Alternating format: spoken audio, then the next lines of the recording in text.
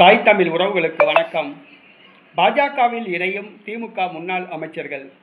பாஜகவில் இணையும் திமுக முன்னாள் அமைச்சர்கள் என்ற தலைப்பில் இந்த காணொளியை காண்கிறோம். கடந்த 5 ஆண்டு காலம் திமுக ஆட்சியில் இருந்தது. திமுக ஆட்சியில் இருந்த அமைச்சர்கள் கோடி கோடியாக கொள்ளையடித்தார்கள், சொத்து சேர்த்தார்கள். ஒவ்வொரு அமைச்சர் பெயரிலும் கல்குவாரி இயங்கி வருகிறது.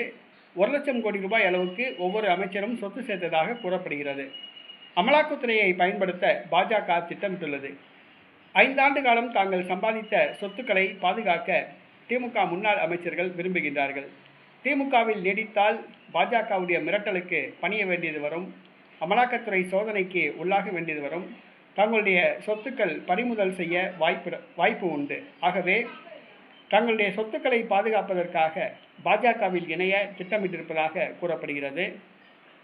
திமுக அமைச்சரவையில் இருந்த 34 அமைச்சர்களில் 10 அமைச்சர்கள் வரை பாரதிய ஜனதா கட்சிக்கு தாவலாம் என கூறப்படுகிறது.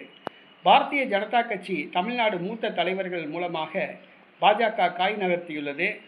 பாஜகவில் இணைய மறுத்தால் அமலாக்கத்துறை சோதனைக்கு உட்படுத்தப்படலாம் என மிரட்டப்படுவதாகவும் கூறப்படுகிறது.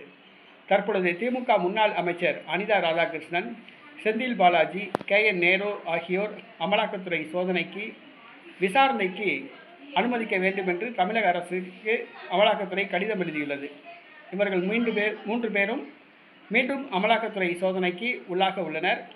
ஏற்கனவே ஜெகத் ரட்சகன் MP, முன்னாள் அமைச்சர் பொன்முடி ஆகியோர் அமலாக்கத்துறை சோதனையில் சிக்கியுள்ளனர். முன்னாள் அமைச்சர் ராமா வேலுவும் சிக்கியுள்ளார். தற்பொழுது அமலாக்கத்துறை மூலமாக பாஜக மிரட்டப் போவதாக கூறப்படுகிறது. தங்களுடைய சொத்துக்களை பாதுகாப்பதற்காக திமுக முன்னாள் அமைச்சர்கள் 10 பேர் பாஜகவில் இணையலாம் என்று கூறப்படுகிறது.